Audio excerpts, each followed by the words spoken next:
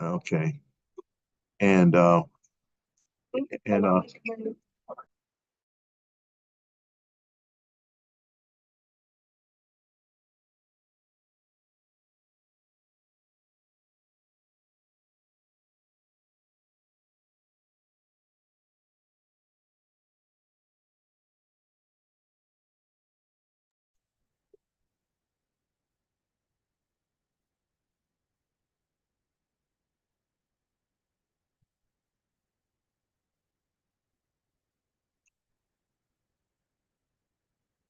You. Commissioner Preston, can you hear me? I can. Can you hear me? Yes, thank you. Okay.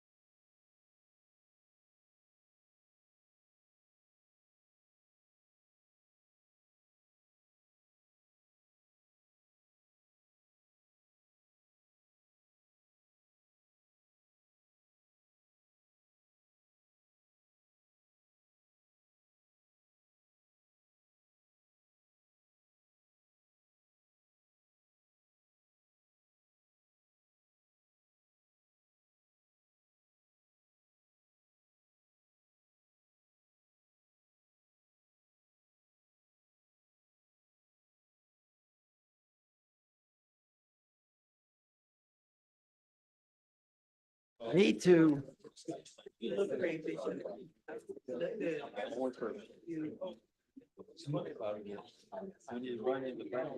Dan right now is in front of 100 people at Crystal Lake. Is that reason? Yeah, and he'll text me. It's done. If our meeting's still going on, he'll run over. Yeah, he asked me, what do you think's more important? And I said, Crystal Lake is going to win you the election. Your opponent, I don't think has ever set foot in it. She keeps talking about, by the way, Donna resigned. Yeah, a couple of Yankees resigned. That's good. Former candidate. Donna Cup. Yeah, former candidate. Yes, Todd. I can't imagine to see it all. I hope it is a morning meeting in Waste Management only because of the candidate Yeah. that night. If we're stuck there till 6 o'clock.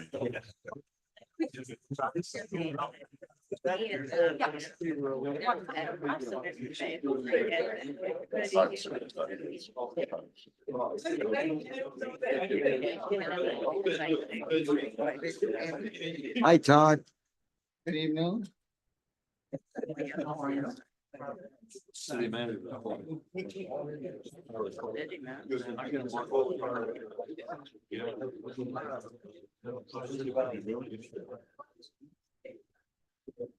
Oh, look at this. He's wearing a political shirt in here. Is that allowed? Watch this face. I don't know politics are allowed, no signs. Shirts, I think, okay. And this guy. And then he had.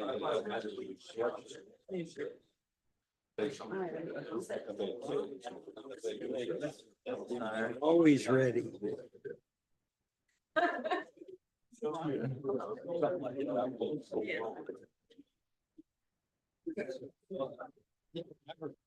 Ladies and gentlemen, we'd like to call to order the regular city commission meeting of February 18th, 2025 at 7:01 PM. Can we have roll call, please? Commissioner Hudak, Here. Commissioner Parnes, Here. Commissioner Preston, Here, Vice Mayor Drosky, Here. Mayor Gans. Here. Will you please stand for a moment of silence and our pledge of allegiance?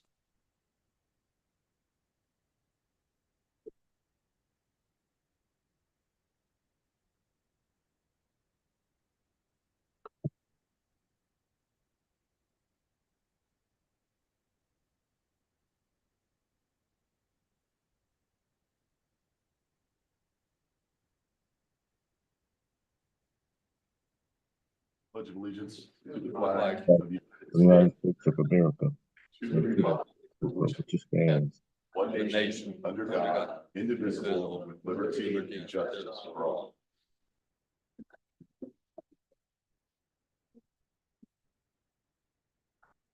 We could have approval of the city commission meeting minutes of February 4th, 2025. So moved. Second. Motion by Commissioner Parnas, seconded by Commissioner Hudak. All in favor, say aye. Aye. Opposed? Acknowledgement of our city board meeting minutes for the Affordable Housing Advisory Board meeting of November 4th, 2024, African American Heritage Board meeting minutes of January 2nd, 2025, and the Education Advisory Board meeting minutes of January 6th, 2025. So moved. Motion to approve? We have a motion by Commissioner Preston. I'll take this as a second from Commissioner Parnas. All in favor, say aye. Aye. Those opposed? Approval of our agenda tonight for February 18th, 2025. Motion to approve? Second. Motion by Commissioner Preston, second by Commissioner Parnas. All in favor, say aye. Aye. Opposed? Madam Clerk? For those attending via Zoom online wishing to speak under public comment or on an item that's open for public input, please click raise hand at the bottom under the reactions tab, and your audio will be unmuted when you're recognized by Mayor Gans. For those attending via Zoom by telephone, please press *9 to raise your hand, and your audio will be unmuted when you are recognized by Mayor Gans. Please make sure your audio is unmuted on your end by pressing *6. Thank you. Thank you. Tonight, we give appreciation to Ms. Jamara Portier. Ms. Portier is the current Director of Community Outreach and Anti-Human Trafficking Coordinator with the Office of the State Attorney for the 17th Judicial Circuit. Her expertise consists of assisting and working directly with victims and survivors of sexual battery/assault, domestic violence, human trafficking, domestic minor sex trafficking, and commercial sexual exploitation of children. She's also the current president of the Broward Human Trafficking Coalition and has previously served on an advisory board for Nova Southeastern University's Coalition for Research and Education Against Trafficking and Exploitation. Thank you. Thank you. I'm the luckiest man. Ms. Portier is member of Who's Who in America, and in 2023 received congressional recognition from U.S. Congressman Deborah Wasserman Schultz for her outstanding and invaluable service to the community, and the co-author of Amazon's #1 best-selling book, Sister to Sister: Untold Stories of Courage, Connection, and Community book anthology. Please join us in recognizing Jamora Portier for the outstanding work she's done towards ending human trafficking in this community and many others.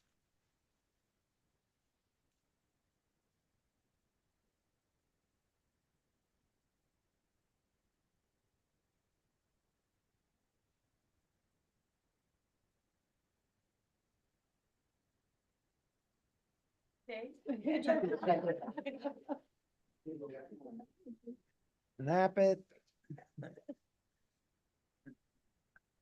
Okay. Thank you all for this esteemed honor. Thank you for this recognition. There's nothing like being recognized by your community. I'm from Deerfield, born and raised. And so it's important for me. This work is very important for me because Florida is a hub for human trafficking. And we have a serious problem in Broward County as well as Dade, but a very serious problem here in Broward County, especially with our young people, with our children, our most vulnerable population. So I really want to thank you for acknowledging that this is a problem. And this is something that I hope that the city and the commission will partner with me in fighting. We've been in this fight a long time, and we're going to continue this fight until we don't need to fight it anymore. I want to thank my family for being here. My parents, my aunts, my cousins, my husband, my coworkers, my sisters. I want to give a special thank you to Marilyn Strawbridge. Your support is invaluable.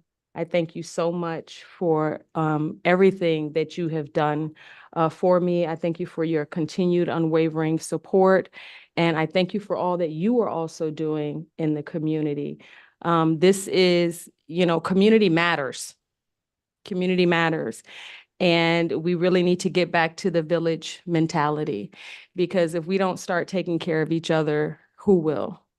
And so again, I want to just thank everyone. Thank you all for coming here tonight. My bishop, I saw my pastors there. Thank you so much, Bishop Pelt. My covering, thank you for your continued prayers. And I want to thank you again for this esteemed honor, this recognition. And again, City of Deerfield, we have a long way to go, and we can win this thing if we do it together. Thank you so much. Thank you.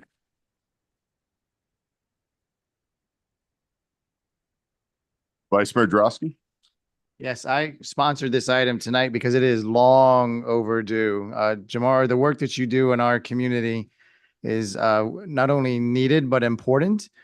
Human trafficking is real, and you're exposing that and shedding a light on it. Most of us are not aware of it, but you are bringing light to that very important subject. And you had a symposium here in Deerfield Beach just 2 weekends ago that was extremely well attended. So thank you for bringing that to our attention. Thank you for being such a valuable asset to our community. And we're looking forward to partnering with you many more in the future.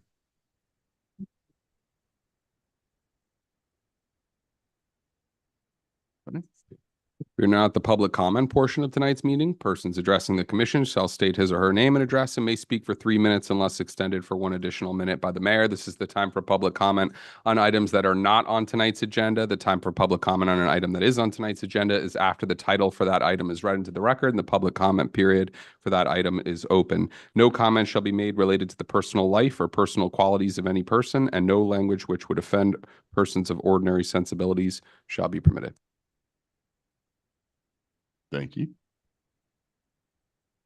Tom Plow, 3920 Northwest Fourth Court, the great District 4 Commission, Mayor, Vice Mayor. I just wanted to say a few words about this past weekend. There was a lot of discussion several months ago about what we had to do for this very special event for Pioneer Days and the fact that it was the centennial.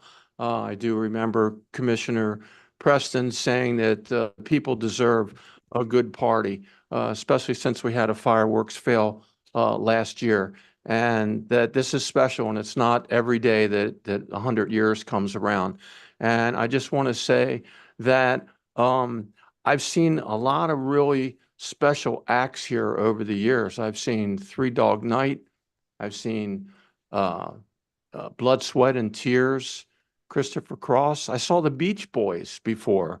So, you know, when I hear things being bannered around that we would be just fine, maybe having a few local musicians as the central casting for our celebration. No cut on the local musicians. I'm one of them. But, you know, we've always had something special. I think Parks and Recreation, Greg Warner, did an unbelievable job. And I'm proud of the city and I'm proud of the commission for putting on such a show. When I first saw the featured act, Yachtly Crew, honestly, I hadn't heard of them before, but we have a wonderful thing called the internet. And I looked at Wikipedia, and the first thing I saw was how incredibly, immensely popular that they are. And that also that they're located in California. That's a long way to come for a show. And at the bottom, Google said, how much does it cost to book Yachtly Crew? And the answer was between $40,000 and $74,000, which places our expenditure, you know, kind of right in the middle. And so the crowd really enjoyed it. And it's not just a few musicians performing, it's the whole show, the lights, the sound, the equipment, the organization, everything that had to be done. And it was all done first class. And I saw people excited like I hadn't seen in years. So we really did something special this year, and I wanted to congratulate the city for putting that on. Thank you.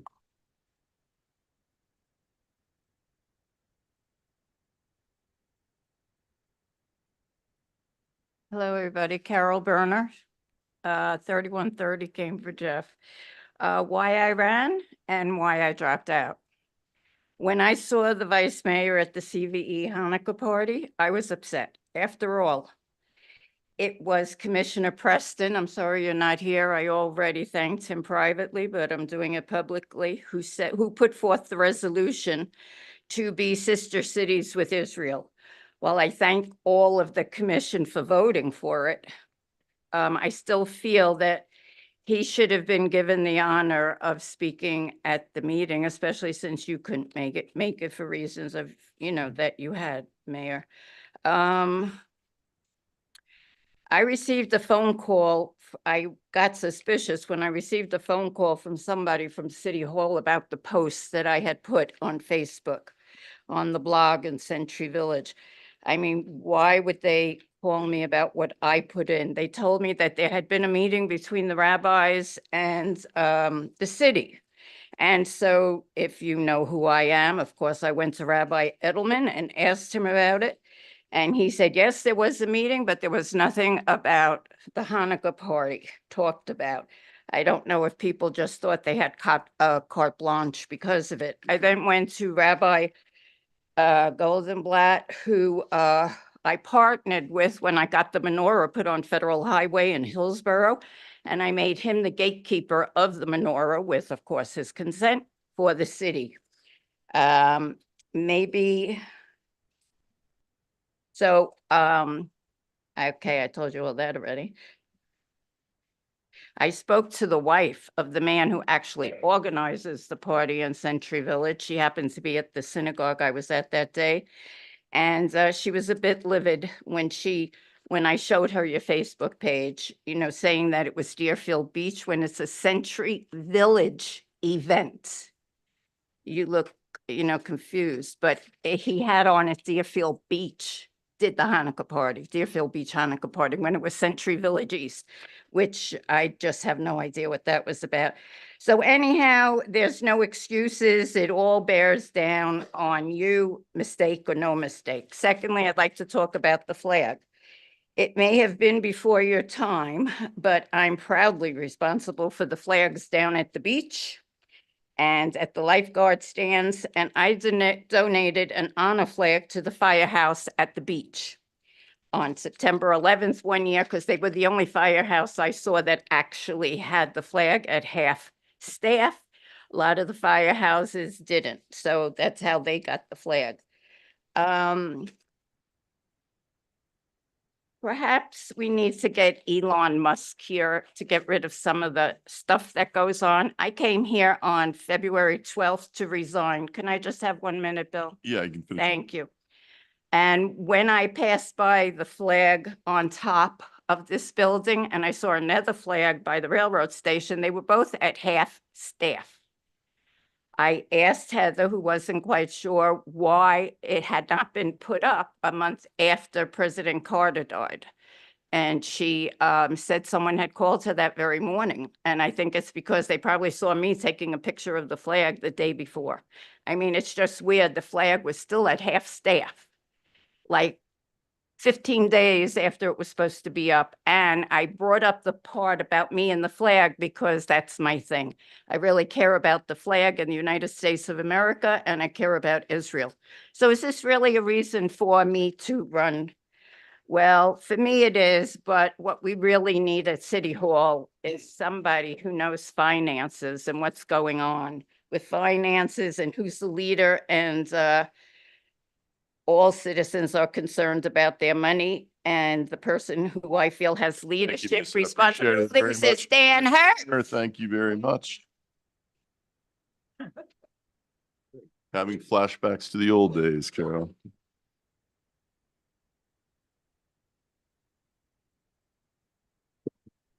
Good evening. I'm Karen Shelley, 190 Durham D, and I'm a candidate for the District 3 Commission seat.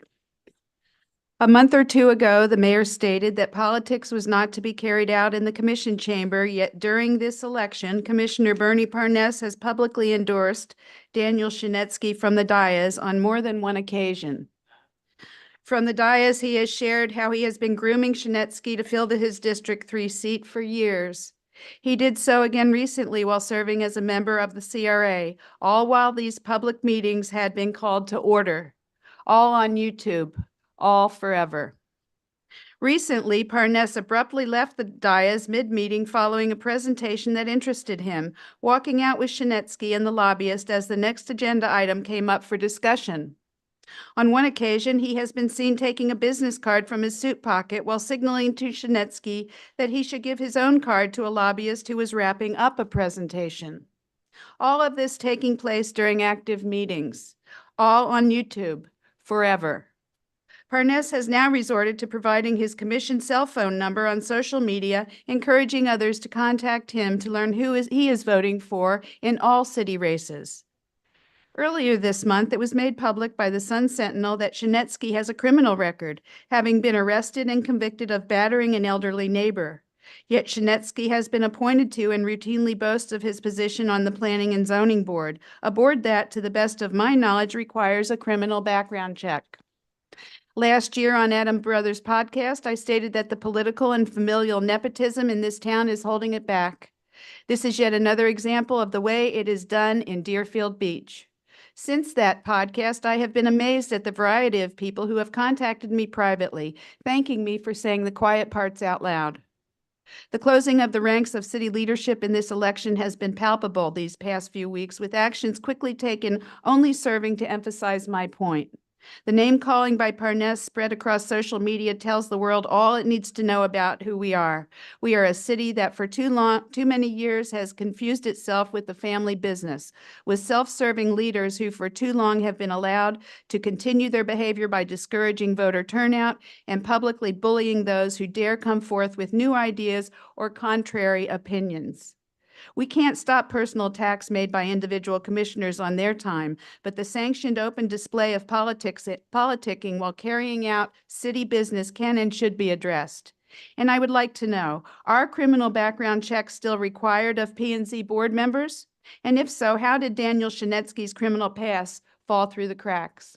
Thank you. Thank you.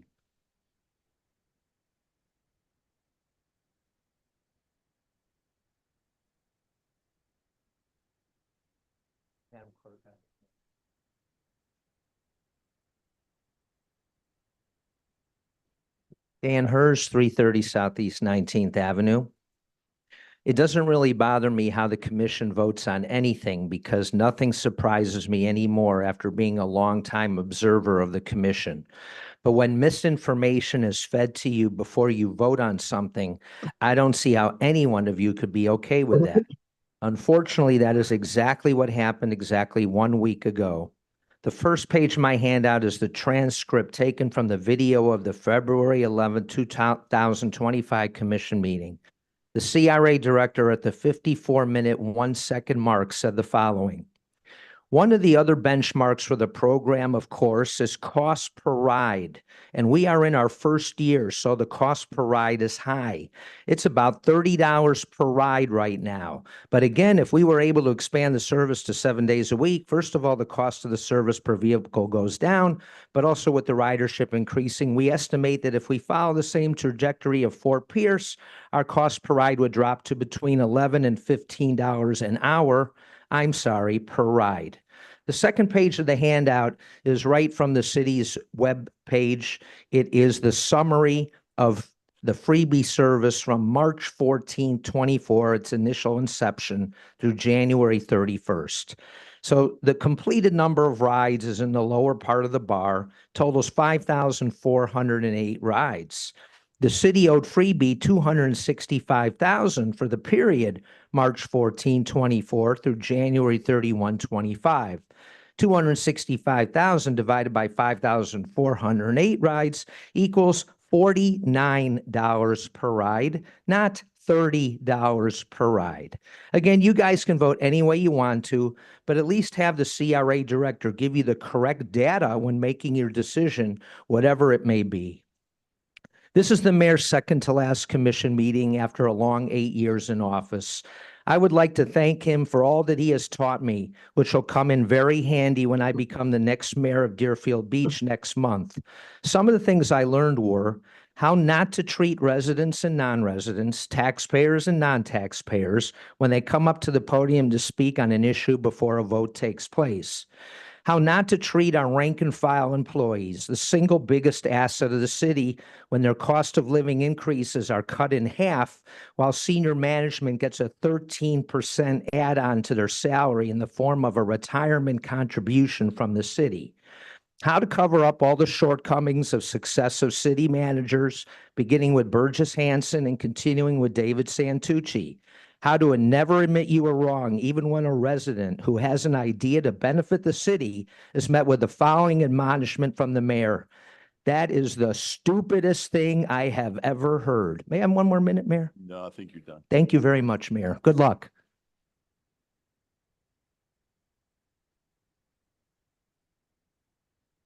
My name is Joe Hines. I'm at 559 Northwest 47th Terrace. I think everybody's been watching what's going on in Washington, D.C. with Elon Musk running around finding out all this waste of money, of taxpayers' money, and some of the things that have been bought and how absurd some of those things are. You know that the city budget for 2024 is about $348 million. The general fund is actually $140 million, but if you look at the bottom item there, they've added another 14 plus million to it to come out to about $155 million. That 14 million is carried over. That's nothing but a slush fund that this city has been operating. You know, the city, a lot of people don't know this, but the city doesn't even have a reserve fund.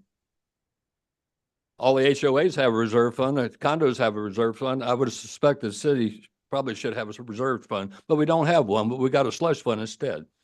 You know, I was looking at one of your funds, the stormwater fund. The stormwater fund is for 2024 took in about $2,300,000. But when you look at all the carryovers from other funds in the city, it blossoms up to about $16 million.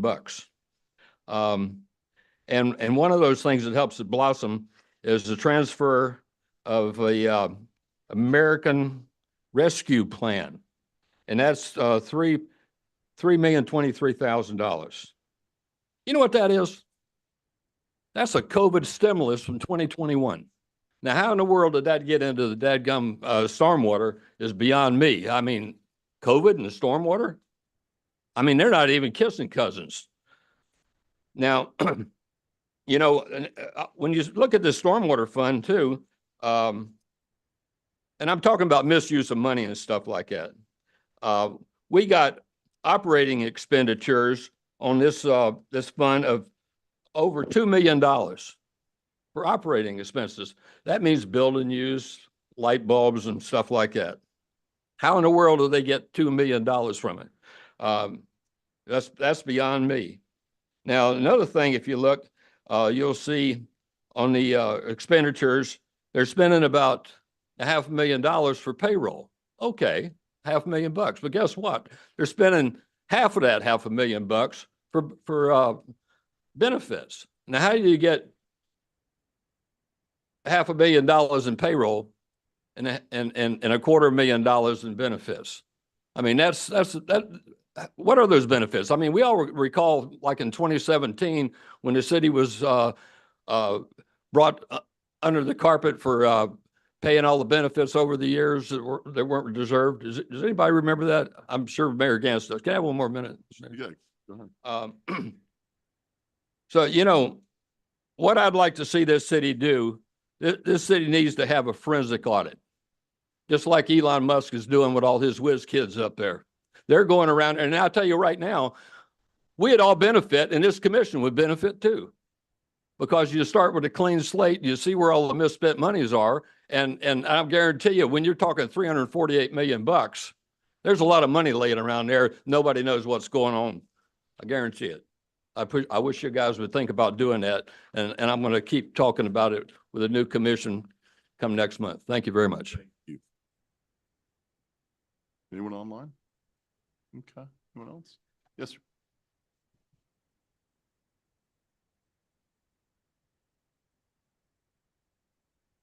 Good evening, Mayor and Commissioners. I just want to introduce myself. I apologize that I haven't had the opportunity to introduce myself. My name is Luckton Luck.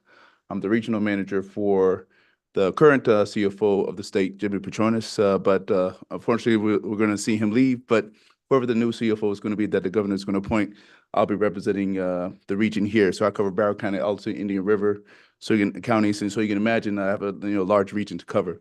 But nonetheless, I just wanted to introduce that our department regulates the insurance industry. So when it comes to auto, property, life, or any line of insurance, we regulate that. So if people have issues with insurance, I know property insurance is a big issue, and I try to tell people I'm just a messenger. So, but I can definitely advocate for any issues or concerns and bring it up to Tallahassee. But please use me as a liaison. I've been helping some of the cities here in Barrow County, also and up in the northern counties. And we've been fortunate last season with the hurricanes and storms. Unfortunately, Palm Beach and other the northern counties were struck by some of the storms. But it's not a matter of if, it's a matter of when. So unfortunately, there's issues of fraud. There's issues of things that impact the insurance industry. Sometimes the storms are the first time where people have to put in claims, and so that's where we kind of help navigate that pathway for people who may not know what's going on and stuff like that. So that's kind of where we come in. And so I just want to let you know that who I am. I will leave my information with whoever the city clerk and as well as any staff members that would want to sit down with me and learn more about the program and then also program and as well as the department. So again, my name is Luckton Luck, and thank you for your time. Thank you. Welcome.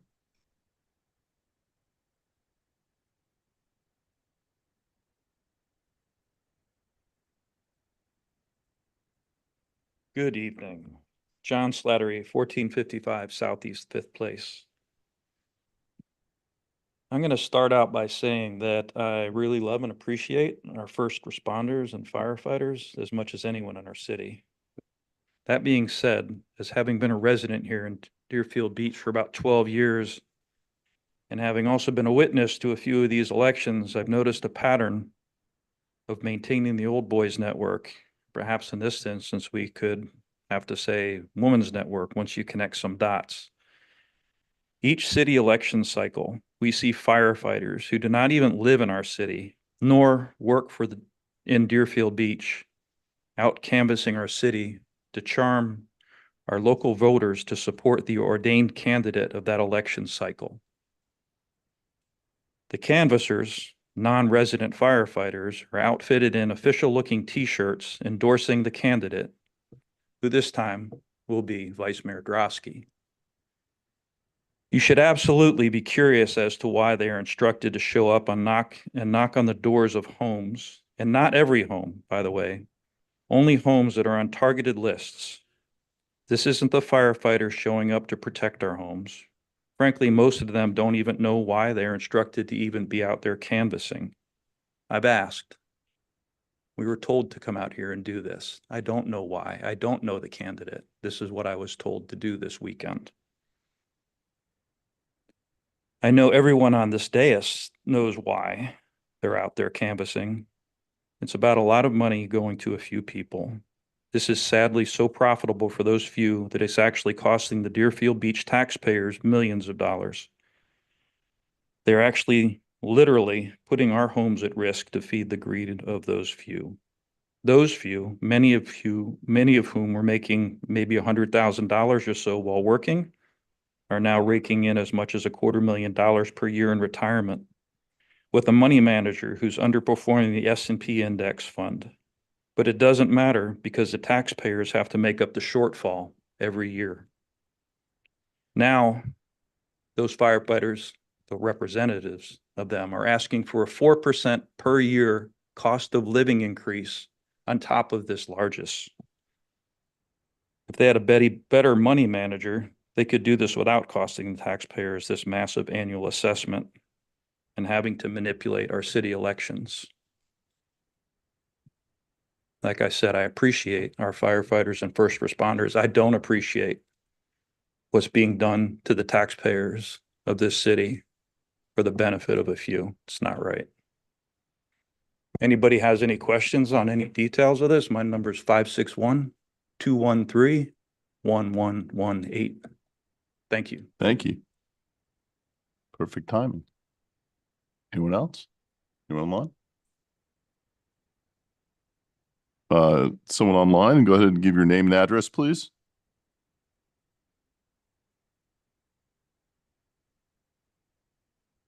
Going once. I'm mute. Hello. Yes. Hi, Sandra Jackson, 386 Southwest 35th Avenue, Deerfield Beach, Florida. Hope everyone is doing well today, and I pray that this city would get it together because all this retaliation that you guys do in the city need to stop. Okay. Also, I just want to come because I just feel like a couple meetings ago, you guys called me and said I cursed someone out, and I just want to do clarify something. You guys need to get your facts right because I do not like to be called a liar. We all fall short. I said one word, which is started F, because the person came at me. You should know the truth and don't just say I did something.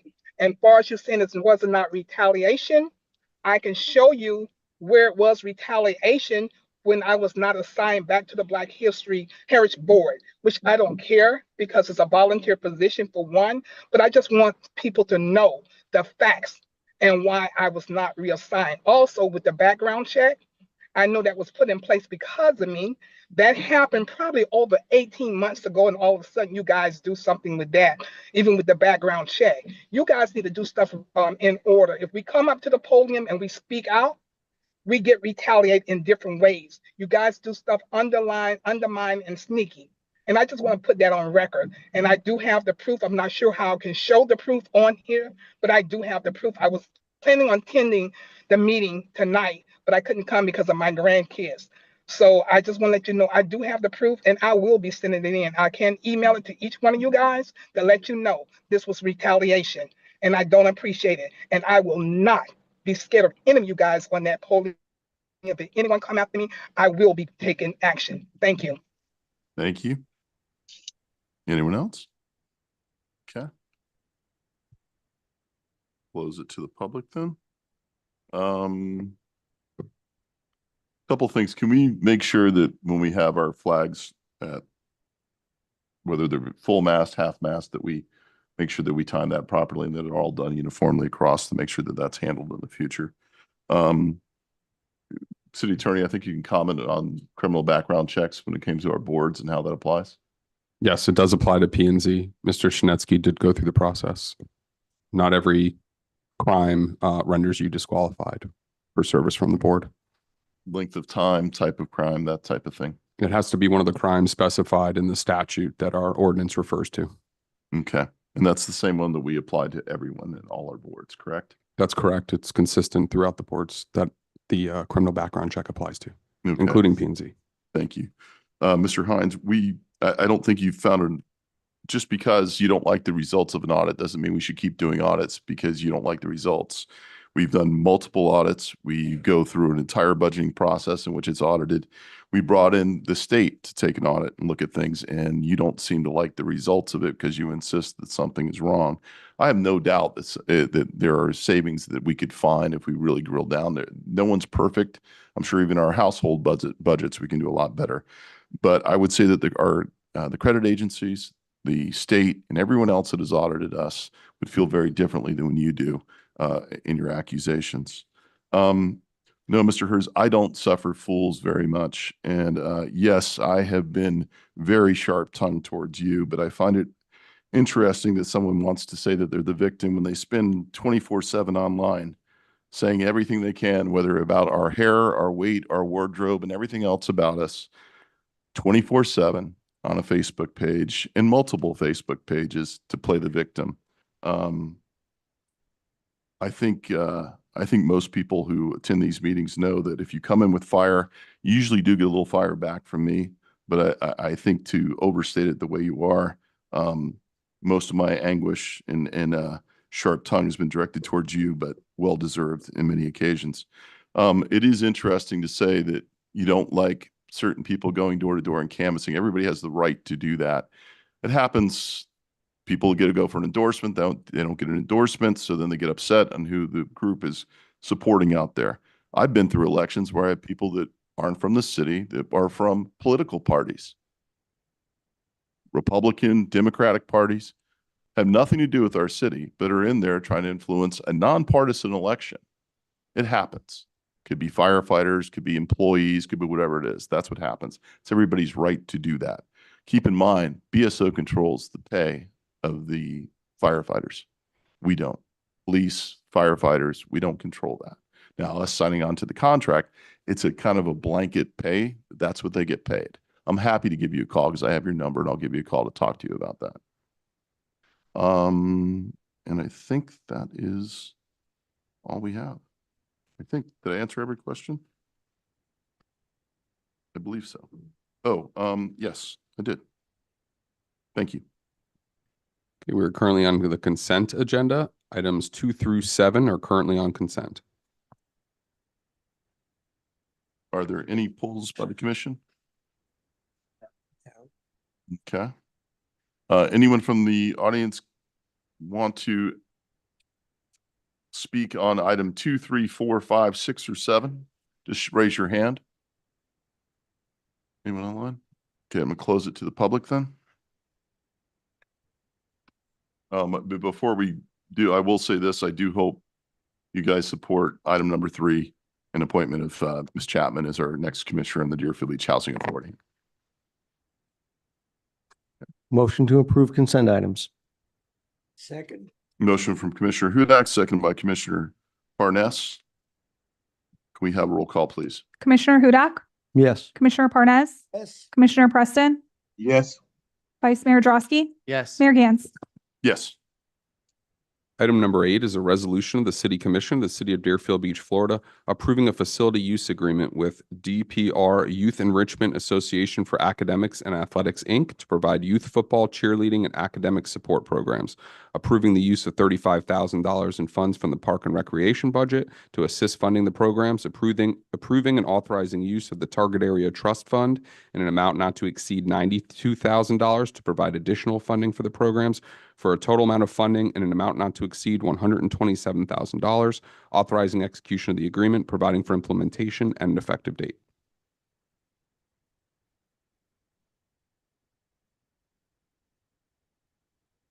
Good evening, Mayor, Vice Mayor, members of the commission. For the record, Greg Warner, Director of Parks and Recreation.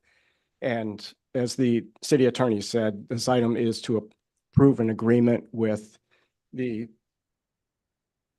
get my paperwork in place here.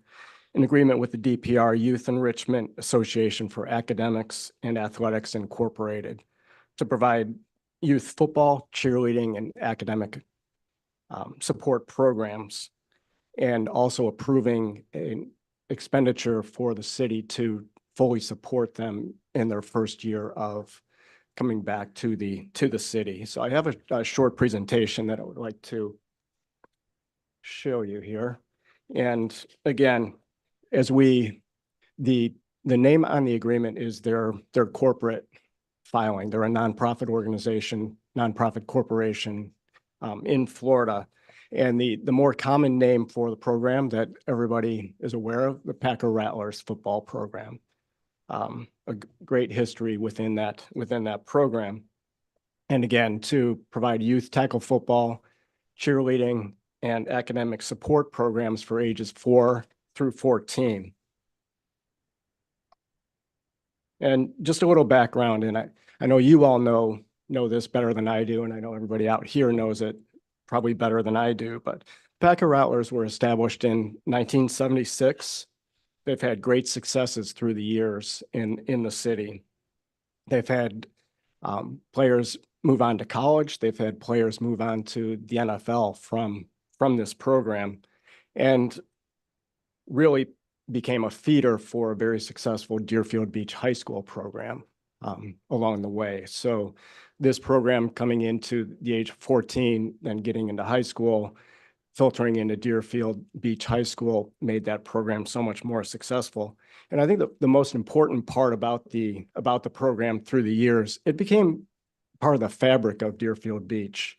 I know myself, I've been here for almost a year and a half now, but before I was here, anytime that I spoke to somebody from Deerfield in the Parks and Recreation field, or even our youth football program when I was in Tamarack, and talked about the Deerfield Beach Packer Rattlers. So it became part of the fabric of the community. As you all know as well, there were some challenges along the way within the program. And start out, there was a 3-year period from 2016 to 2019 where the city did not provide that financial support for the program, and for a myriad of reasons.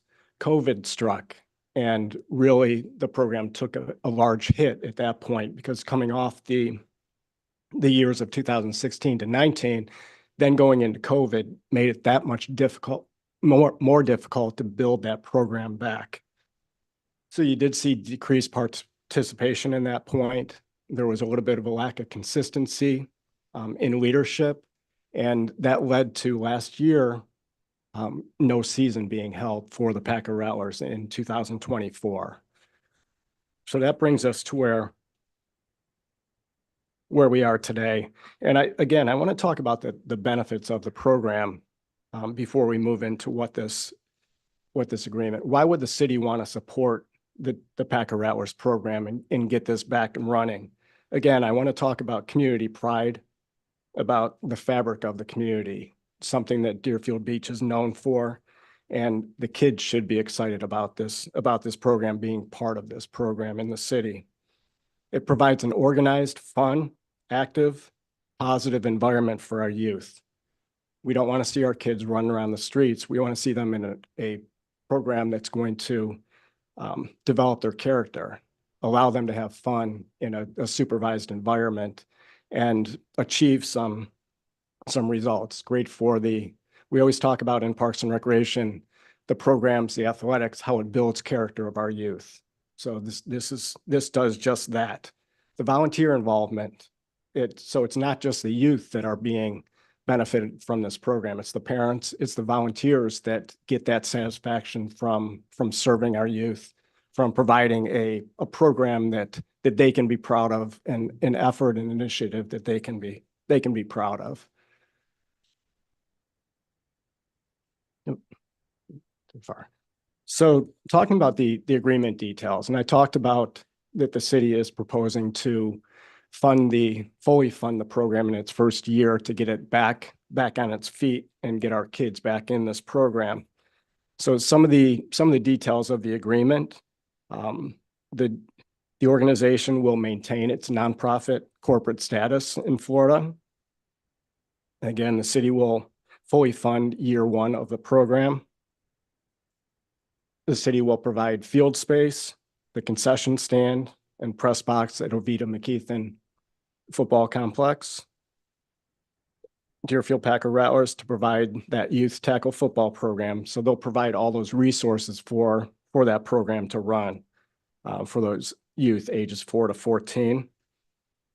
And one of the key elements in this, and our city manager laid this out very well to the organization and in the city funding this for this year, is that the organization will be required to have a CPA, a certified public accounting firm, come in and audit and audit their financial statements at the end of this 1-year agreement, so that we know that all those funds are going to the purpose that we put out for them. And they'll provide that audit opinion at the end of the agreement. Again, all league volunteers, as we have done in the past, will be required to undergo a level 2 background screening. And one of the things that I heard when I first got here is that some other cities, and in research that I've done, there were some other cities in the past that have only done level 1 background checks. And that does impact the number of coaches that you can have. But now the state took that out of our hands. They took that out of any of the other cities' hands. So now all of those youth programs will have to conduct level 2 background checks. So that's state law, and that's kind of an evening out factor between the different cities, the different leagues. Again, the term of the agreement would be 1 year, and that gives the city the opportunity to evaluate moving forward. And what we expect from this first year, being able to fund them in totality, is that they will be working on fundraising this year during the program. They will be working on fundraising during the concessions, sponsorships, all those types of things. But what they'll be able to do with those fundraising dollars is this year, they'll be able to bank those dollars to support this program next year and in the future. What we want to build is a sustainable program that is going to survive many, many years. We want to get this program back up and running and make it sustainable. The city will also provide in-kind support, like we have done in the past. We have our athletic staff that support the program during game days with field setup, with providing water, those types of things, providing a safe, quality facility, and any other game day needs that may be needed to make this program successful. So talking about the funding, and as the title, as the city attorney talked about, the city traditionally has provided a $35,000 grant to the Deerfield Packer Rattlers. The $35,000 is a budgeted item in the Parks and Recreation budget, fiscal year budget. So those $35,000 will continue to be placed with the Packer Rattlers. And then in addition to that, you have the Target Area Trust Fund that will provide the additional amount of, excuse me, an amount not to exceed $92,000 for an agreement total of an amount not to exceed $127,000. And I'll talk about some of the approved expenses from the resolution. And in the agreement, it includes items such as BSO special detail officers for game days. They have, it's anticipated they will have 5 home games. And if you have the number of age groups playing, that will total out to provide those officers.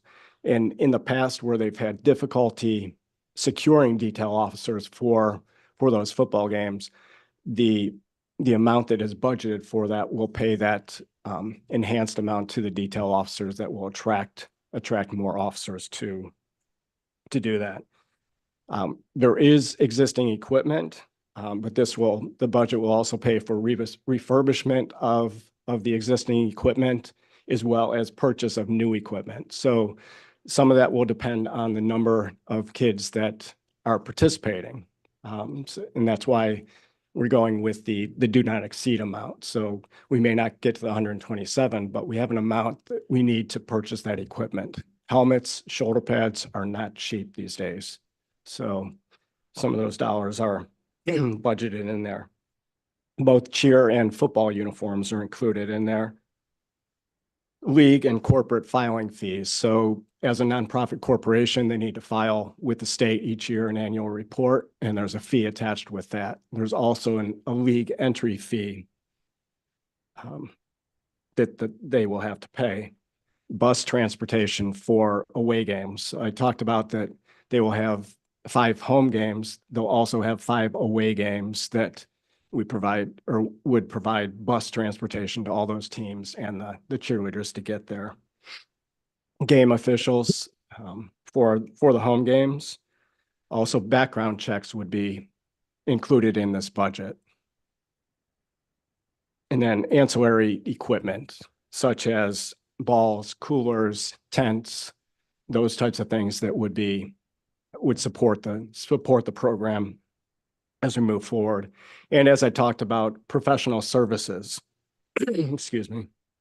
So filing of taxes each year, as well as the certified public accounting firm to manage their books.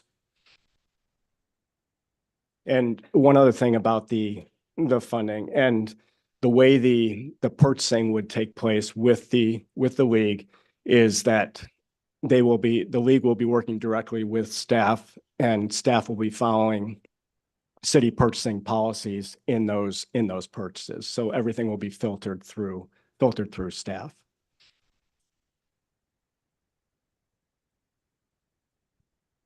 So I think one of the very exciting things about this proposal and the organization is the members of the executive board. And I think you have some very reputable, very upfront people that will be serving on the executive board.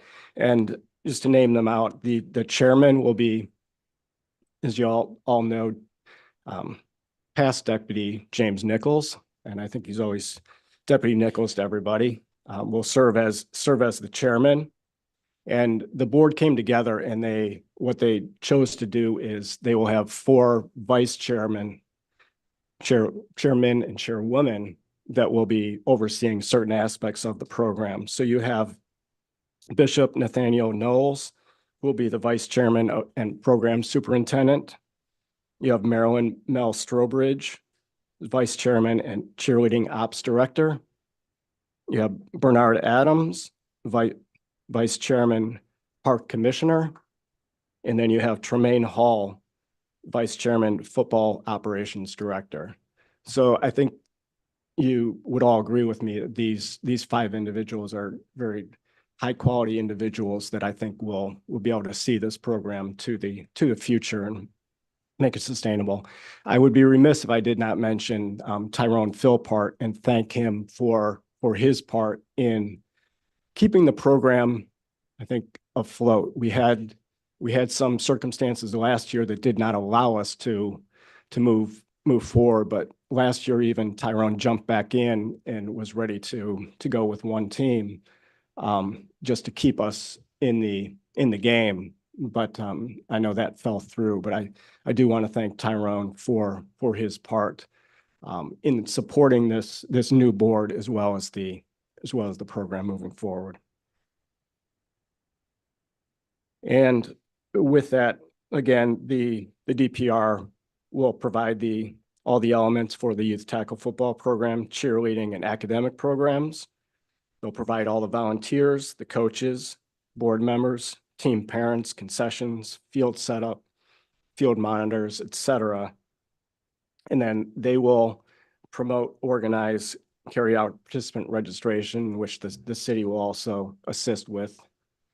And then organize practice schedules, away game travel, all the aspects of a successful program. And they'll be working with my staff in Parks and Recreation, Bethany Lamar, and the athletic staff to make all this happen. So with that being said, staff is recommending approval and execution of a facility use agreement with the DPR Youth Enrichment Association for Academic and Athletics Incorporated, and approval of funding in an amount not to exceed $127,000 to provide youth tackle football, cheerleading, and academic support programs. I am here for questions, as well as your Packer Rattlers executive board is here as well.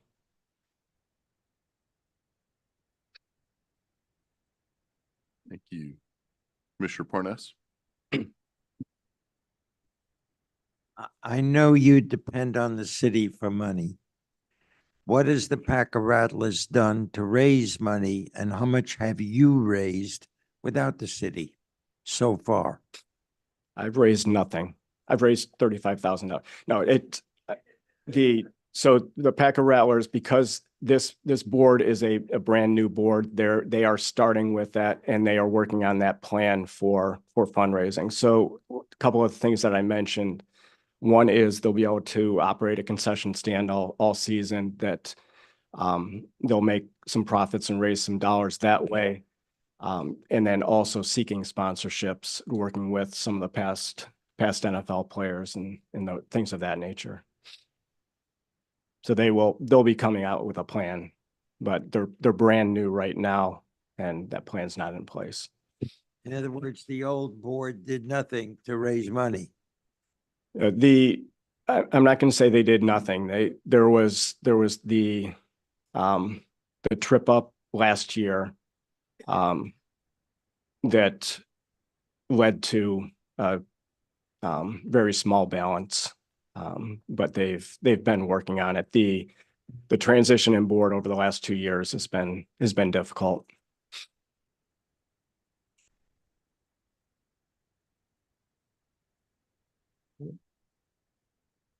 Thank you. I will say this. I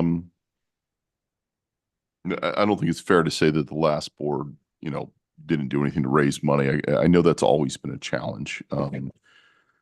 Quite frankly, I think this is not the first time we're trying to restart the program and give it seed money. I think the last time we did 77,000 approximately to do that, even though the request was, I think, around 50 or 60 to kind of get things started again. Football is an expensive sport. The equipment wears out quickly. You want to keep your kids safe. I mean, I would say that probably hockey might be more expensive, but I can tell you that it's certainly a lot more expensive than basketball or baseball or anything like that. Though I'm sure that'll cause a riot, and I'll be hearing from all of those people in those sports saying that I'm wrong. I'm wrong all the time, apparently, so it's cool. At least I'm consistent. The expense is real, and I do want to thank Tyrone Philpart for an incredible effort, in a successful effort to revive the Packer Rattlers and do what he did. And Mr. Slattery spoke earlier. I know he was a tremendous part of that as well. Mr. Slattery did a great job as well with your volunteer. And there's so many volunteers that kept that going. It was a challenge. And this equipment wears out, and you can't just pull that stuff out, 4 or 5 years later and expect it to be in the same condition or safe for the kids to use. The fact that we're using $35,000 from Parks and Rec and $127,000 from the Target Area Trust Fund. Can you talk about that a little bit so the residents understand that a little bit more? Well, the 35,000. Excuse me, the 35,000 comes off the 127. Right. So the 35,000, as I said before, is a budgeted dollar amount that we utilize in a grant to the football program each year. And if I could, I would ask our city manager to address the Target Area Trust Fund. So the Target Area Trust Fund monies that are being used for this falls under the redevelopment and quality of life issues in the target area, which is most of District 2, the voting District 2. This money is actually recouped fines from prior code violations in the city. So it's not taxpayer money at all. It's money that had been paid already for code violations in the past. and specifically must be used for quality of life and redevelopment in District 2. Thank you. I think that's an excellent use of this funds. I know, I'm sure Commissioner Preston will chime in on this, but he says this constantly, and he's 100% right. Pay now or pay a lot more later. You know, give these kids something to do, something they can be proud of. And this board is something the community should be tremendously proud of. I want to thank, you know, city staff and the Parks and Rec for kind of getting everybody together and putting this on. But you look at the way this board is, this is fantastic. And what I love about it is, and I've told this story many times and people get sick of hearing it, but it made an impact on me as a resident sitting out there 18 years ago when Bernard Adams came forward as the president of the Packer Rattlers and asked to do background checks. They didn't have any background checks back then. And the actual commissioners attacked him, thought it was a bad idea, and people in the community did too. There were others that thought it was the right thing. And that's why I get so passionate when it comes to background checks, because I saw what happened. I love the fact that we have Bishop Knowles, you know, James, fantastic. Mr. Strobridge, Bernard Adams, Tremaine Hall. This is a really outstanding board that I think, you know, can really move us forward and restore the great dignity of the Packer Rattler football program. One concern I have, and it comes to fundraising. We know what a challenge that is. And I know in the proposal, it says first year to waive all fees. That was done with the last board because they felt they needed to revive the program. And that to me becomes problematic. I think that doesn't set you up to kind of have some original funding. You're going to really depend on fundraising at that point, and you're really going to depend on grants from or donations out there. And I think that becomes a challenge. But in talking to Mr. Nichols before this, they feel pretty strongly. I know Mr. Fulpart did back then, that charging any sort of entrance fee or sign-up fee for registration fee, I should say, for the first year is probably something they shouldn't do, just so they can kind of get people back engaged with it. So I understand that. I prefer to have people have a little more skin in the game when they go to do this. I'm going to trust their judgment on that. That's the better thing to do. They're closer than I am, and they understand that a little bit better than I do. So I'm going to trust them on that. But that will be twice now that decision has been made to not charge that fee from the first year or the first time we're trying to revive this. If it fails again, I would hope that that commission at the time will look at that and realize that maybe that business model is not the way to go. I hope you guys are successful with it, and I trust that that's the proper thing to do. So I trust their judgment on that. That's helpful. Thank you. Commissioner Preston, we wish you recovery soon. Thank you. Thank you. I'm very happy about this. First of all, as you said, Mayor, I would like to thank Tyrone Philpott. He led with integrity, and he positioned as best he could with the resources that were available to put the Packer Rattlers in a position so that they would represent this city and do it the best that can be done. The challenge became there was a myriad of problems and kids left. Mayor, I kind of agree with you in a sense that, you know, when you say, you know, there is no financial responsibility, that's a point of view. But I also know that dealing with the economic dynamics socially in that environment, the money just isn't there. So this should be just for a one-time deal, just to actually to attract the kids to come back, so that the program can start off strong, because the whole success of this program will be getting the kids to participate. And I want to also say something about this commission. You know, you've gone through the Packer Rattler thing so much in many different ways. And this commission deserves a lot of respect. Every one of them, every commissioner. I know people out there thinks that the commission did not embrace the Packer Rattlers like they should. But let me say this commission never, in my opinion, tried to push the Packer Rattlers away from the city in which they were representing. Unfortunately, there was multiple challenges that it needed to be addressed. This will put the Packer Rattlers in a position so that they will have some stability. Look at the board, the executive board.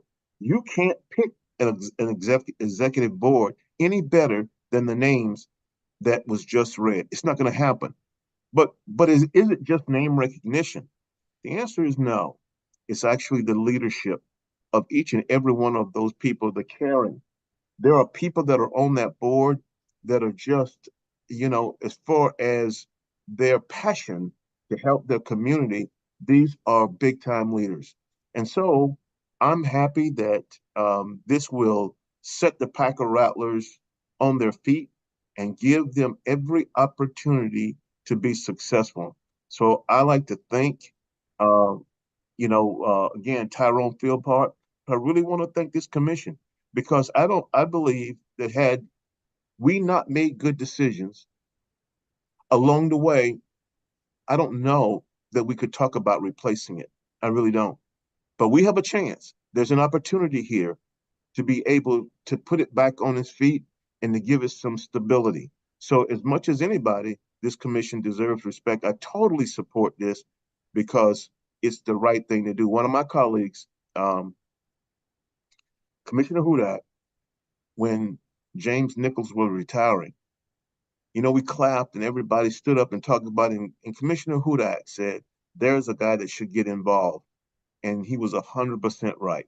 And so you got guys like that is representing and lifting up this program. So this is a great thing. We're going to have a great program, but again, because all of the interested parties are doing the right thing. So thank you. I support this 100%. Thank you, Mayor. Thank you. Okay, I'm going to open it to the public. See anyone from the public here to comment? Do you have anyone online? Ms. Clark-Reed, go right ahead.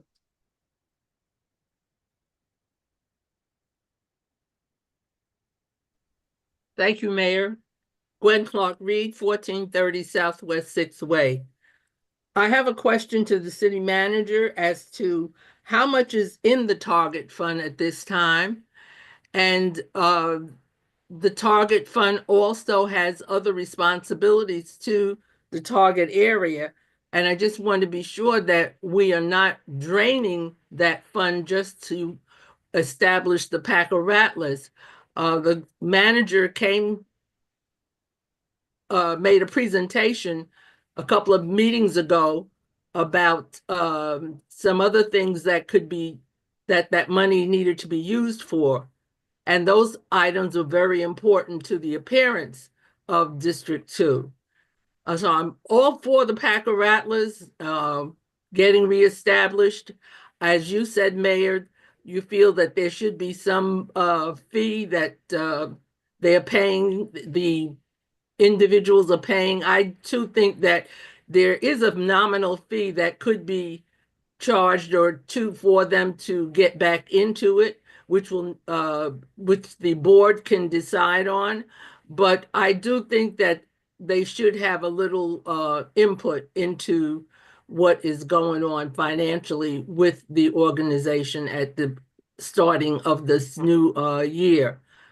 So if I can get just an answer to the questions of how much is in the target fund, that we're not really depleting that fund to the extent that the other needs of the community will not be able to be met.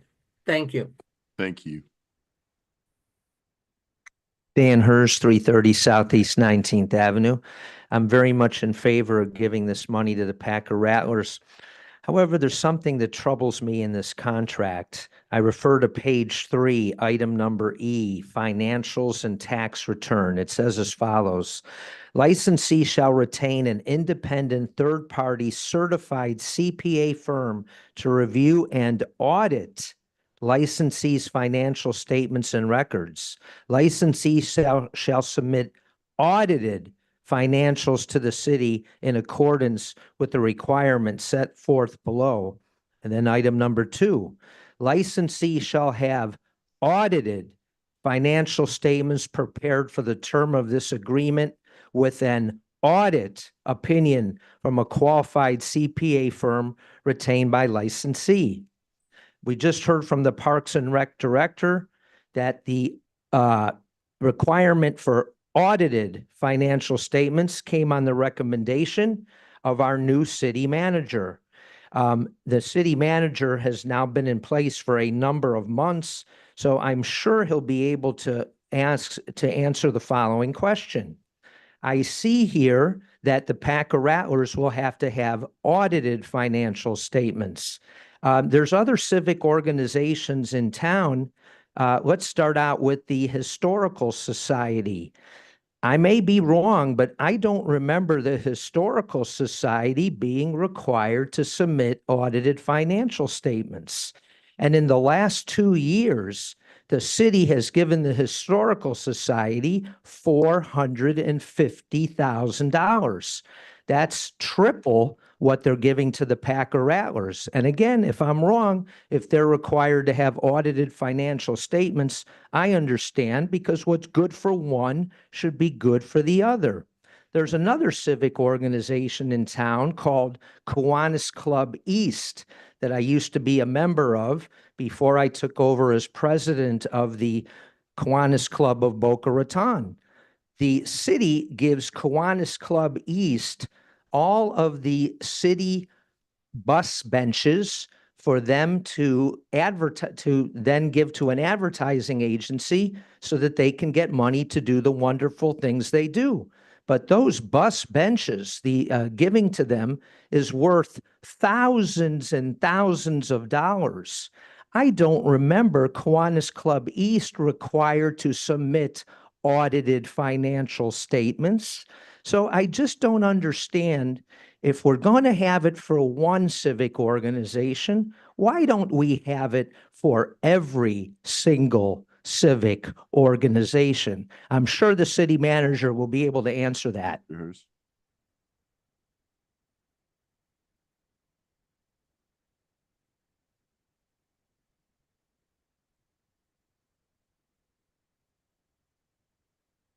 Linda Ruiz, 425 Northwest First Terrace, apartment 407, Deerfield Beach, Florida.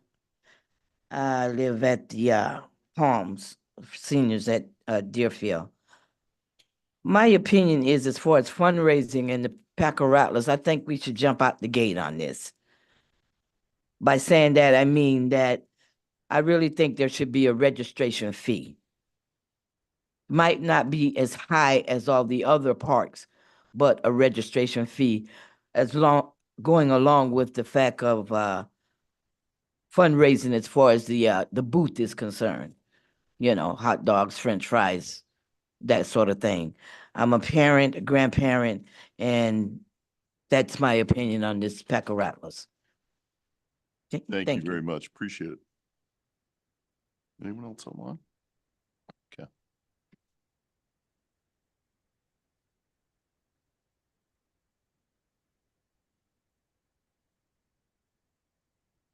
John Slattery, 1455 Southeast 5th Place, Deerfield.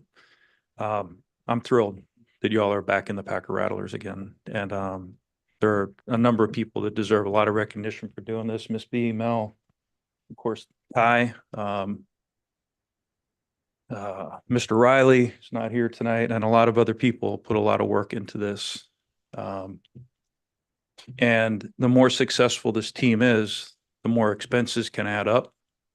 So I remember coming in front of this commission and absolutely being berated because we were making the playoffs. And this leadership of this team was treated so horribly. asking for the money to be able to have the kids and the cheerleaders be able to go to these games. It was humiliating.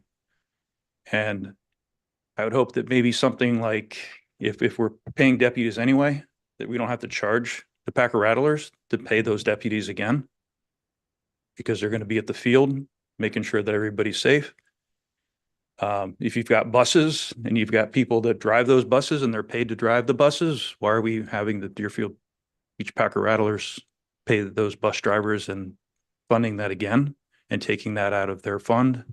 So I'd hope that maybe there could be some leeway in there to allow the Packer Rattlers to be able to have some breathing room with funds in the event that I believe they will be successful again and make playoffs, and have the cheerleaders be able to go to their competitions again. And while I'm here,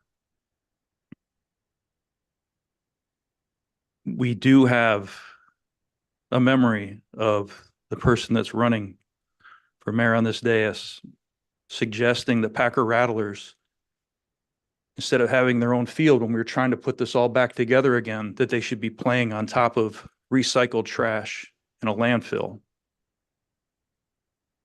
That's not really that funny.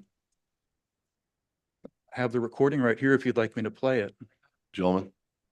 It's right here. Anybody want to hear it? So treat District 2 with the same respect you treat your other districts, please. They deserve it just as much as everyone else. Thank you.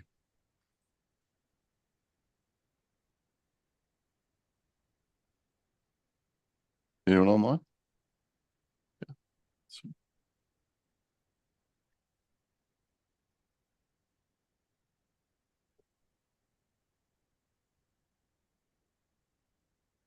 Good evening, Bishop George Bowles, 3149 Southwest Natura Avenue, Deerfield Beach, Florida.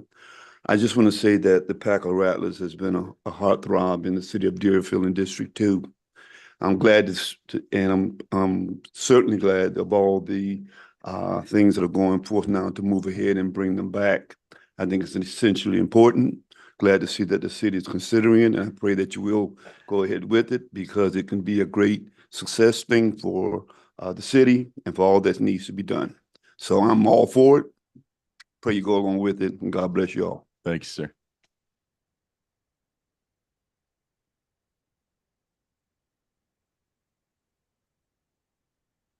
Hello. Tyrone Philpart, 5808 Australian Pine Drive, Tamarack, Florida. First off, I'd like to thank you guys for your acceptance of us. It's been a ride. I've been up here numerous times. I reached out to Mayor Gantz, before we stepped down as a board in January of last year. I think we were in a really good spot to be self-sufficient. I did make a mistake and chose the wrong person as a successor. So I take blame for that. But with the board that you have in place, I will support them. I really think it's a solid group, and I think the plan going forward will work. So I thank you guys again for your consideration, and the Packer Rattlers is important, and I know it will be successful. Thank you, guys. Thank you.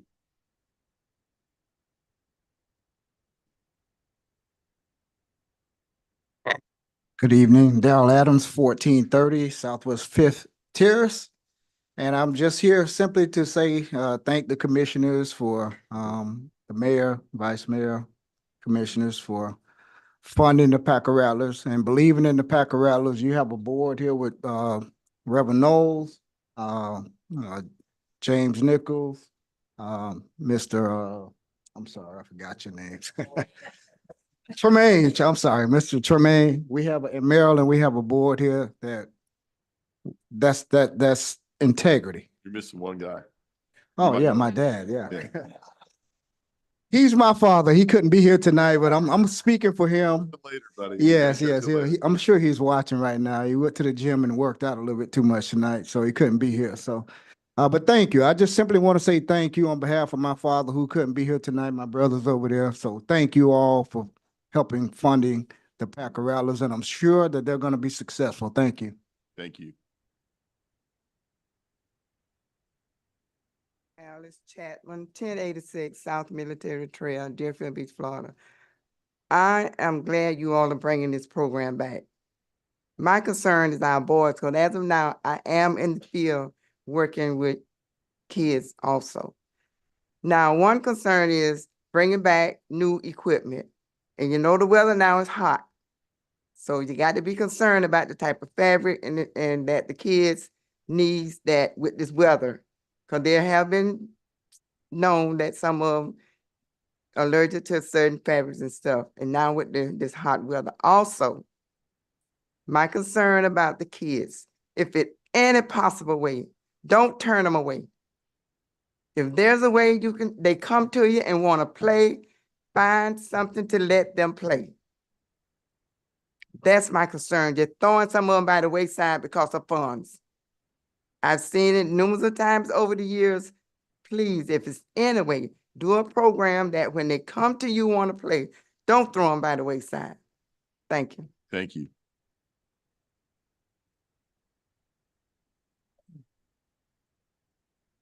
Todd Portier, 219 Southwest 4th Street. I didn't plan to talk up here, but it's kind of hit me a little bit as sitting here. I'm a product of Deerfield Beach. I played for Deerfield Beach Packer Rattlers, mid-80s, early 90s. Pretty much I gained a lot of success for playing for the Packer Rattlers. I went to Deerfield Beach High School, played for Deerfield Beach High School, and was fortunate enough to go to college and play college football for the University of Florida. So I think it's essential for kids to actually come out and actually get involved in youth football, because if they wait till they get to high school, it's too late. It takes time, effort, and practice to actually become a great athlete. To become an athlete, you have to train, you have to be involved, and it takes leadership from guys that actually been through the program. So I think it's a great thing to actually do. And also, with that being said, all the kids are being recruited by other areas. So being that tool of bringing the kids back, don't have any registration, with the great leadership of former players like Tremaine Hall, which he played high school ball here as well, product of the city of Deerfield Beach. I think that'll attract kids back to the program and then to get things back started. Didn't anticipate on talking, but it kind of touched me a little bit, and I figured I had to say something. Thank you. Appreciate that.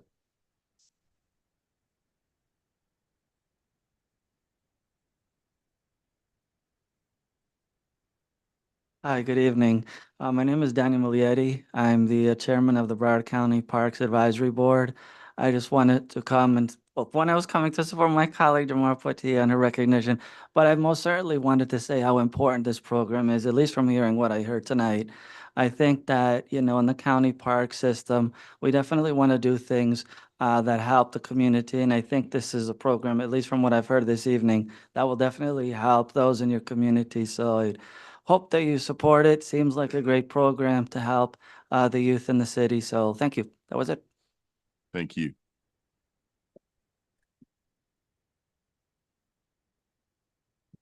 Good evening, Joel Smith, proud new permanent resident of Deerfield Beach at 447 Northwest 47th Terrace. About time. Yeah.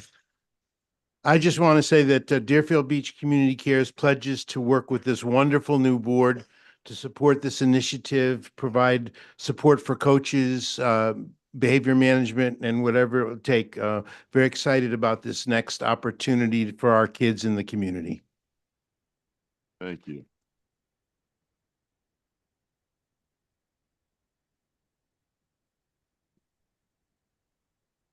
Good evening.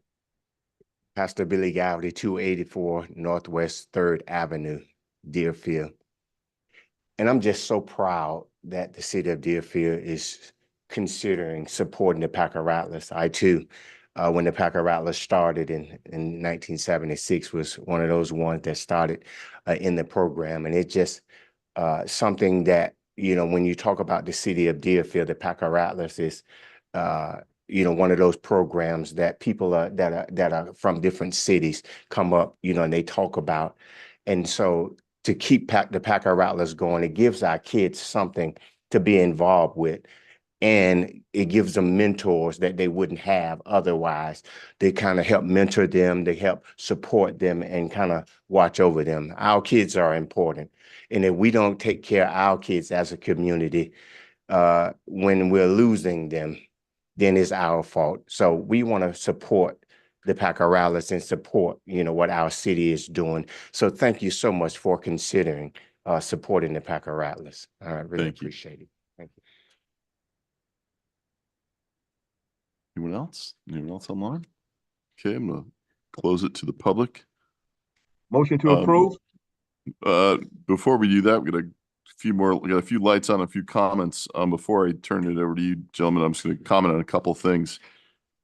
It's nice to be leaving office after all these years on a positive note with the Packer Rattlers. It has been painful over the years, and it's rough to be labeled something that you're not simply because there are people that have their own reasons for operating. Tonight's a positive night. I'd like to keep it that way, but I'm always compelled to defend the commission, myself's reputation, for some comments in what people try to divide things. There's a reason that, in the past, there's been maybe what some people view as beratement in issues, but we were berated as a commission to support people that had no business being the president of this organization. A person was just arrested by the FBI for a dogfighting ring. On top of all the background that they had at the time, that we had to argue and say this person never should be the president. And people said we were wrong and called us a lot of different things and thought our reasons were bad. They were wrong. And they were wrong about their judgment of this individual. Tyrone talked about the issue that picking the wrong person. There's a reason why auditing was put in here. And people know that, but they like to imply that we're keeping one group different than others. Once again, trying to divide this city on this same issue. It's not the case. I don't like to talk about it. Again, trying to be a positive night, but here's what the truth is, as Tyrone opened the door for that. We had funds that were there that were misused and stolen. You know that, but you want to try to divide this community yet again on this issue. I think we know that we have a trustworthy board there, and they're going to be able to prove themselves with the audit, which the city will pay for as part of this funding to do it. It's different because the situation is different. Every situation is different. So it is great to be able to leave on a positive note and have the Packer Rattlers restored and have a bright future, because this is really the right people to be involved with it. And I'm really, really proud. And I want to thank you. And Mr. Philpart, I'm going to ask you to come back up, because I highlighted you and Mr. Slattery, and you guys did an amazing job. I know there are other people here. Do you mind coming up and at least acknowledging them, those who are in the audience, and have them stand for recognition because they deserve it? You two are pretty humble, but you guys got singled out. So we'll have you guys kind of highlight some of the other people who've done that. Absolutely. For years, Ted Riley was the vice president. Stuart, he's a pastor in Boynton. Of course, we've got Mel, who's on the current board, who's going to lead our cheer. Miss Belita Griffin, right next to her right and left hand woman. And John, but it was a myriad of people. It was a hard fought effort, and obviously we couldn't have done it without the city. The city's been there with us 100%. So we do really appreciate everybody. All right. No, thank you. Too many to name, but it's been a challenge, but a real honor. Thank you very much. Thank you, guys.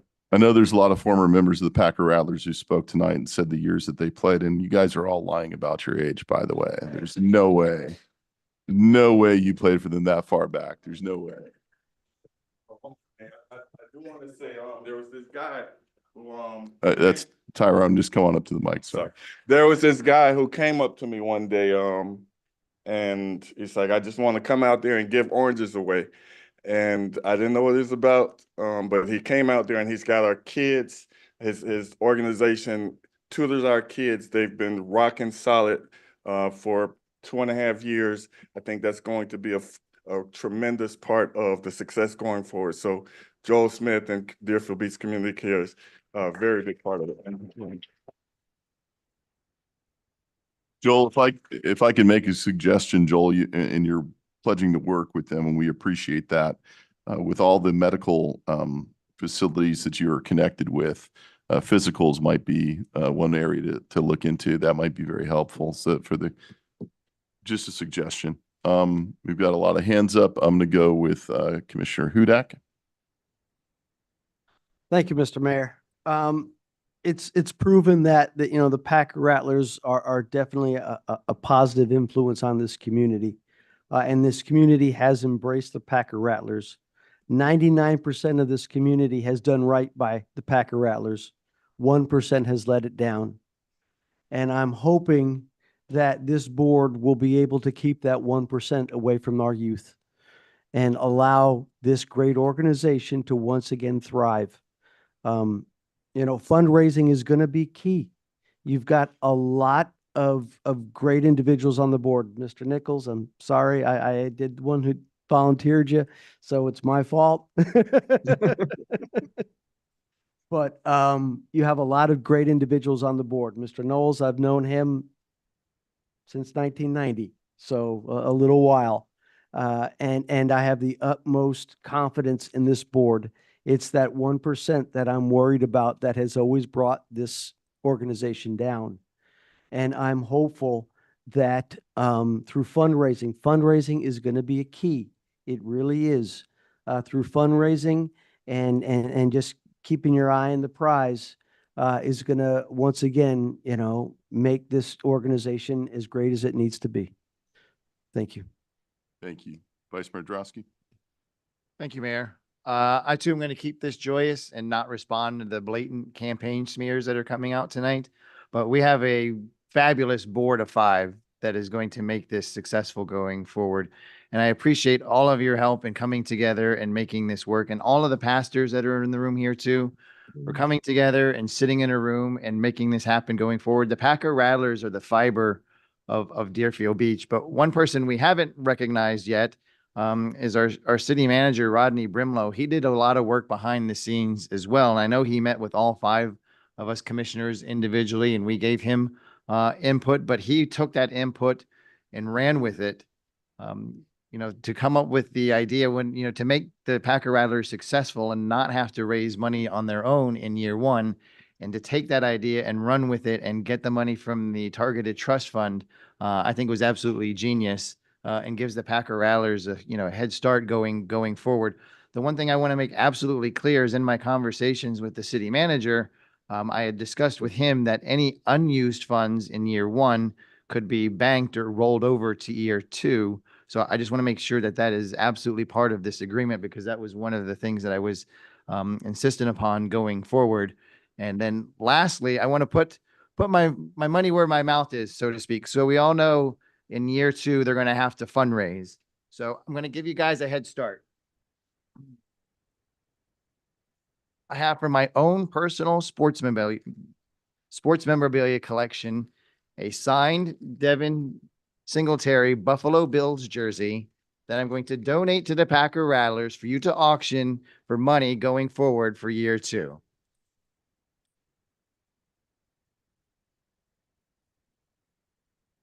I'm going to bring it with me to the Black Heritage Banquet Saturday night. So I'm going to hang on to it till Saturday. I'm going to keep it. I hate to part with it, but I'm going to hang on to it till Saturday. This is one of my favorite pieces, but I think it belongs in better hands now. We had a question from former representative regarding the funding and making sure that it's not pulled from other areas. No, there's plenty of funding for the projects that I mentioned previously regarding the target area trust funds. The one that I'm not sure, she could give me a call if she wants to, but I believe she's looking at some of the mitigations that we can do for code in the target area, and those funds are still available. That's not being impacted at all. Okay, thank you. Will that answer your question? Commissioner Preston. Yes, sir. I made a motion that we approve this. Second. Motion by Commissioner Preston, seconded by Commissioner Parnas. We have roll call, please. Commissioner Hudak, Yes. Commissioner Parnas, Yes. Commissioner Preston, Yes. Vice Mayor Drosky, Yes. Mayor Gantz. Yes. Next. Congratulations. Congratulations.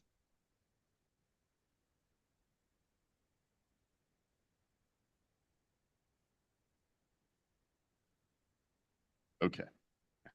We are now at comments by administration and legal. No comments from legal tonight. The only comment from me is just, thank you to the whole community. Thank you for being here. Thank you. We are now at comments by mayor and city commission. Okay, start with District 1. Thank you. Last commission, I talked a little bit about my frustration with regards to Northeast Third Avenue. 3 years ago, we did this pilot program with the county. We were out there painting and, we put up the pylons and all of that and it looked great. And 3 years later, it looks like crap because it was only supposed to be there for 6 months. I've spoken with city staff, and right now, all of the funds that we've been trying to get are on hold from the federal government. So we are doing everything we can to try some funds to either bring that road back to where it is or where it was, or to make those changes permanent. But until we can get those funds from the federal government, we are at a standstill. We are looking at different funding options as we speak. But until those funds come available, I'm just going to keep harping on city staff to see what we can do about getting that street right. And also the drone show was absolutely outstanding. Hopefully everybody was able to see it. It was absolutely amazing and had a wonderful, safe time. So great job to kick off our 100-year anniversary. Thank you. District 2. Thank you, Mayor. Very quickly, I'd like to apologize. I wish I could be there with you all, but it's the best thing that I did not show up. I didn't want to get anybody sick. So I've not had to ever do this since I've been in office, and it bothers me. But, it was the right thing for me to do, is to make the decision not to show up. Keep all of you healthy. Black Heritage, this coming Saturday, starts at 5:30. Please, everybody attend, come on out and have a good time. And let our city just come together with these types of events that we're having. I heard nothing but positive about the drone show. I really wanted to see that. But please come to the Black Heritage event this Saturday, 5:30. Hope to see you all there. Thank you. Thank you. District 3. First, Atlas, raise your hand. Alice Chapman. I've nominated her to be Woman of the Year from District 3.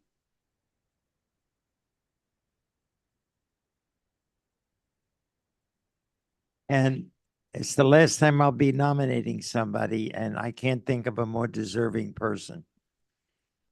My tenure as a commissioner will be over on March 25th, the last meeting when we swear in the new board. And I wish them well. But I want to say this for those who want to bring politics into the city's race. The thing I love about this city is that race is non-partisan. That means that no candidate can put his political persuasion on any literature, advertising, etc. It's against the law. That's what nonpartisan means. There are those out there saying, well, I want it to be blue. I want it to be red. No, we want it to be right for the city. Who is best qualified with experience and input to represent all of you? I had one of the candidates tell me, I want to be the cheerleader for this group. But that group is only 1/3 of the district. What about the other 2/3? They don't count? Obviously not. So all of us up here, every time we vote, we do not vote for a district. We vote for the whole city. When we voted tonight for the Packer Rattlers, where do they play? Avita Makita Park? It's not in my district. It's not by the beach. It's not west of power line. But we all support it because it's good for the city and our children. That's what counts. Not what political persuasion. Not I like what this one's doing or that one's doing and this one didn't. No. What's good for the residents of our city? What brings us together, not apart? Period. That's what counts. And as far as the firemen is concerned, I don't know about candidates too much. I've only been in politics my whole life. But getting endorsements of people like the fire union, the teachers union, the police union means you have support and they supply workers to help you get elected. And you have to impress them pretty good. I remember my first time, I was shaken when the firemen started asking me questions about when I was 12 and 13 and 15. They want to know everything they could about me. And then a couple of weeks later, when I got the letter in the mail that they decided to endorse me, I was thrilled. And they helped me get elected. Not because of a political party. They didn't ask me about my political party. They only asked me what plans I have for the city. And that's what I'm asking all of you to do. Think of the candidates who have put in the time and the effort for the city, who has the experience to get things done. Because your future depends more on this commission than state or federal representatives. Your everyday life. How good is the fire department? How good is the police department? How good is ambulances? Do we have the best for our citizens? That's what counts. So I ask all of you, search your soul and look at the candidates. Look at the endorsements. Even the Sun Sentinel makes endorsements. Why? Why did they pick A over B? Certainly wasn't because they paid the paper off. That doesn't exist. So I ask all of you, think before you vote. Don't go blindly. Say, well, I like the way this one dresses, or maybe it's time for a woman. Maybe it's not. Pick the candidate that you think will help this city the most, because you're living in it. And that's what's important. Thank you. District 4.